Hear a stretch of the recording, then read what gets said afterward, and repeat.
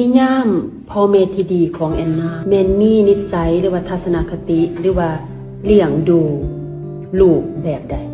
บ่จำเป็นต้องเป็นพ่อแม่ที่ดีเป็นพ่อแม่ที่เพอร์เฟกต์แต่ต้องเป็นพ่อแม่ที่เฮ็ดให้ลูกเชื่อมั่นไว้ใจและปกป้องเขาได้มั่นใจว่าพ่อกับแม่เป็นเซฟโซนของลูกได้แบบว่าเซฟโซนกับหมายความว่าเป็นที่ปรึกษาที่ดีบ่ตัดสินลูกพยายามเข้าใจพยายามรับฟังแม่นสามารถเฮ็ดให้ลูกปรึกษาได้ทุกเรื่องโดยที่บ่ต้องตั้งแง่ขึ้นมาให้ลูกรู้สึกว่าพ่อกับแม่บ่สามารถปรึกษาทุกเรื่องได้จนไปปรึกษากับหมู่กับเพื่อนสำหรับพ่อกับแม่เขาเองนะแม่นเขาปรึกษาได้ทุกเรื่องเลยโดยอันนี้เห็นดีแหละคิดว่าที่แน่ๆนะก่อนที่พ่อแม่จะเป็นที่ปรึกษา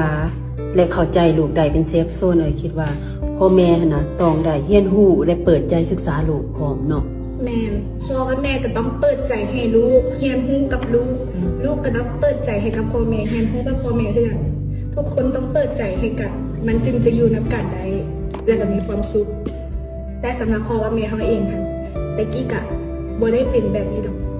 แล้วเพิ่นเข้าไปฝึกไปปฏิบัติอยู่ศูนย์กับตั้งแต่เขายังน้อยดี